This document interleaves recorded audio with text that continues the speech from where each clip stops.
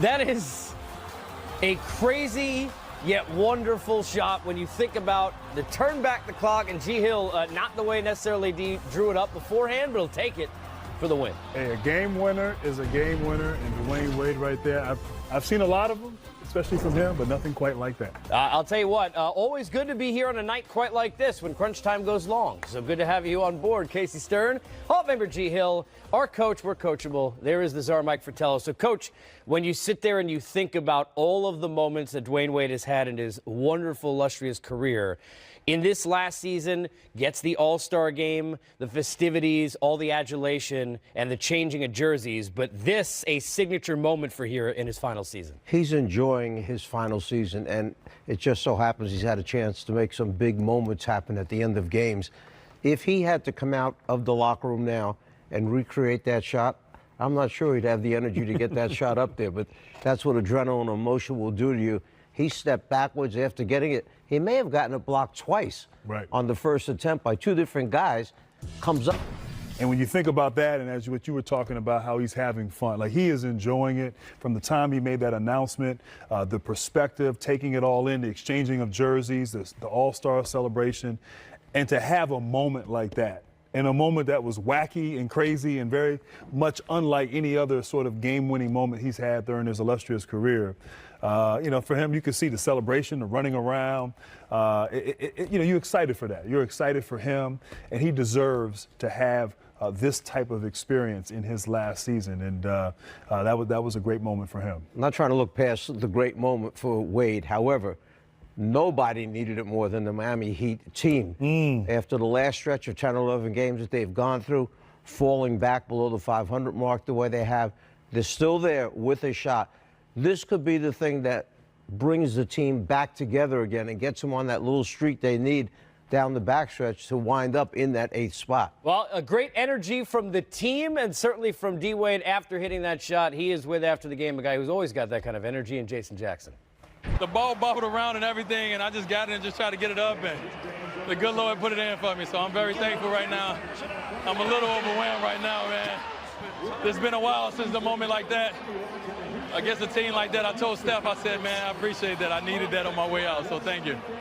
It takes a lot to believe, and you've sat every day and answered the questions through the losing at home, through the losing during the 3 here.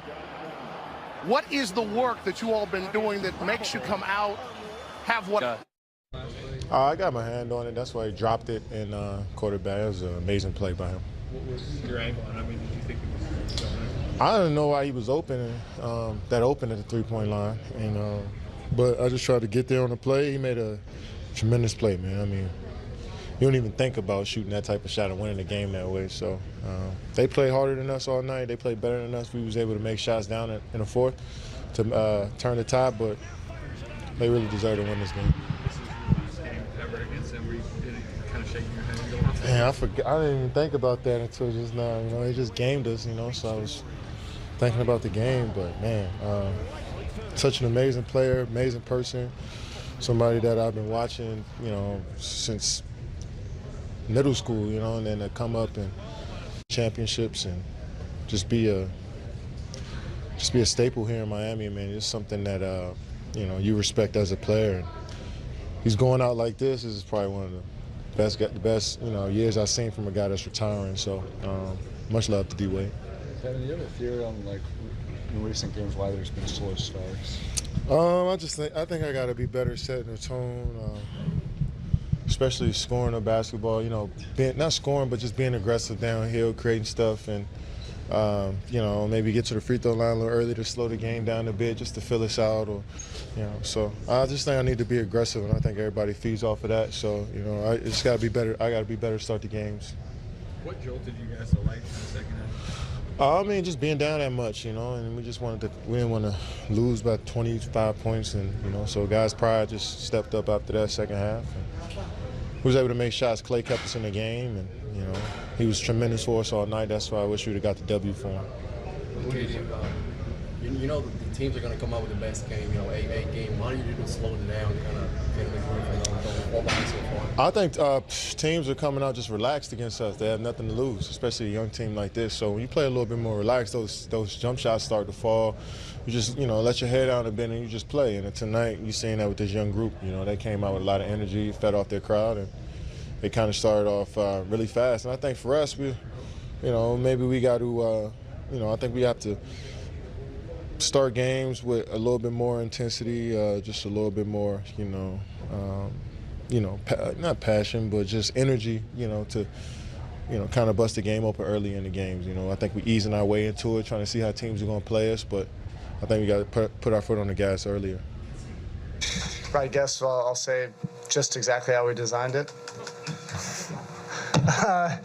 We're absolutely dead in the water on that. Actually, I thought we had a couple clean looks, believe it or not. Dion came off one time, maybe had a window, but he had the presence of mind to get it back to Dwayne. Dwayne, I thought, was open the first time. Then he faked it to see if he could get something better, and then that's just Hall of Fame presence of mind. I mean, his back was to the basket. I think he looked at the clock on the other end to see it go to one. And sometimes you just need to be lucky. We've had some of these breaks go against us this year that, I don't know, maybe we were due for one. But thrilling way to get this game. And I just commend our guys for yesterday. And that's what this league is about. You deal with struggles, you deal with things that are disappointing, and you see if you can grow from it. And for 24 hours, we were able to do it.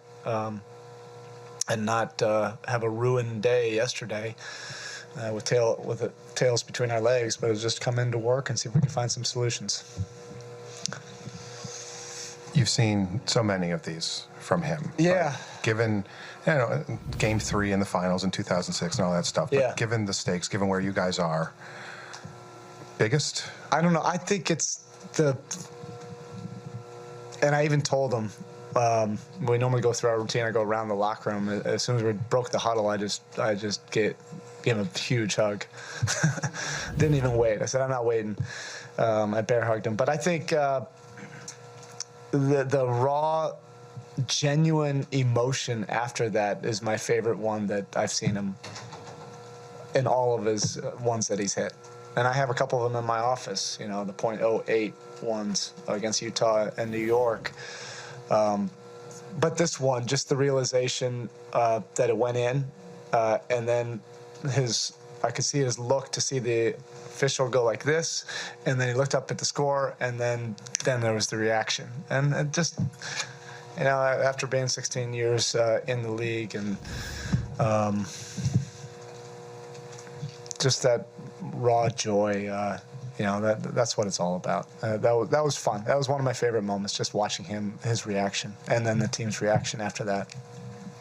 Obviously the buzzer beater, but what can you say about, in the last couple of minutes, Dwayne being able to slow down the tempo of the game and just slowing down the game, especially when it's such a high-tense situation? Yeah, and that's what Hall of Fame players do, because they came storming back, and they can break your spirit, obviously better than any team in the league. They had 2 4-point plays, and when they made both of them, you're not even at the least bit surprised. You're expecting it to go, and for them to get fouled, and for them to make the free throw. You see it time and time again. So oftentimes you can get totally rattled and lose your level of detail and execution on the other end. It's so easy. You see it night in, night out against this team. But if you have a Hall of Famer, you can kind of get set. At least you can get organized, and you're going to get something coherent, and that's what he did. He just got guys to their spots, and we were able to make or miss, able to get the right looks. When Goran scores big, it's not surprising, but we're a little surprised considering third game back after 2 months off. I'm never surprised by his talent and the plays that he can make, but I didn't realize that he had 25 at halftime until after I spoke to the team. I was looking at all of their numbers and points in the paint, just some other bigger numbers. I went back in my office, and I was surprised that he had 25. It was just in one of those zones, and And we needed every bit of it because you have to get a cushion against this team. You do, and you have to have players that can make plays against all the switching, and guys that can create something sometimes out of nothing. And Goran does that, and he's done it for his whole career.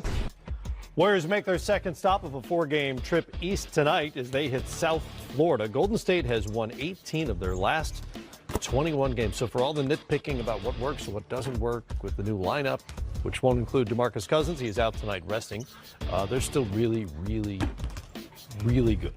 And taking on a Heat team that has sort of inexplicably lost 6 in a row on their home floor. Weird. Maybe they got to go back to their regular colors on that home floor. I agree. Maybe that's the problem. I don't know. I'm not saying it is, but worth a try. Let's hear from head coach Steve Kerr. Yeah, Loon's going to start for DeMarcus. Second, the last time you played the Heat, that was just a 2-point game. What do you remember reviewing on tape about how you like to play? They kicked our butts last game. They really did. We had to play really well down the stretch to win the game. But they were more physical, better defensively, smarter offensively. They outplayed us, so we were fortunate to get out of there. And I'm hoping that the fact that it's so fresh on our minds, it's only 2 weeks ago, that our guys will remember how hard you have to beat this team. And it's always been the case since as long as I can remember. They have an identity, and that identity is, they're physical, they're tough, they're going to get after you, they're going to defend, rebound. So we've got to be ready for that. Somewhat of a quiet month, kind of in February. How much of that do you think is just random? How much do you think trying to integrate into Marcus is maybe? It feels more random to me. It doesn't feel like there's anything different about the way we're playing or the way he's playing. Just every player kind of goes through stretches where maybe things don't go quite as well, but the drill with Steph. I mean, as soon as you think, oh man, he's in a little rut, he's going to make 10 threes and you're going to forget about it. Steven, you guys already decided you're going to sit tomorrow? No decisions have been made on tomorrow night. I know DeMarcus will play tomorrow, but nothing else has been decided. Jordan's feeling better? Yeah, he's feeling a lot better. He's kept food down and lots of fluids, and so he'll be ready to go tonight. Steve, at what point do you start thinking? I know you said this morning, well, it's going to be based on matchups anyway, but so at what point do you start shifting your thinking toward playoffs and rotations? Not now. Not now. We still have a quarter of the season left, and we're just trying to get better. And as we get closer to the playoffs, maybe we'll have an eye towards who's in our rotation and combinations and that stuff. But right now we're just getting through the regular season and dealing with an absence here and there like DeMarcus tonight, and trying to get better, trying to take care of all the details that we need to be better with. Steve, what is that? What are some of the things you're trying to get better at before the playoffs? Well, boxing out. I mean, you were there 2 weeks ago. I think the Heat at the end of the first quarter, it was 19-4 on the glass, I believe. It's like 7-1 on the offensive glass after 5 minutes. The tape doesn't lie. They would shoot and we would just turn and watch. And Whiteside was in there. Everybody was in there, just creating second chance opportunities. So, that's a big one. Transition defense has been a problem for us. Defending too aggressively and fouling the other night was a problem in Charlotte. So, we got a lot of things to work on. How important is the #1 seed in the West for you guys? We'd like to get it. I mean, it will never be a priority over health going into the playoffs. Health is always #1, but we're right there, and assuming we're healthy, we'd like to get it.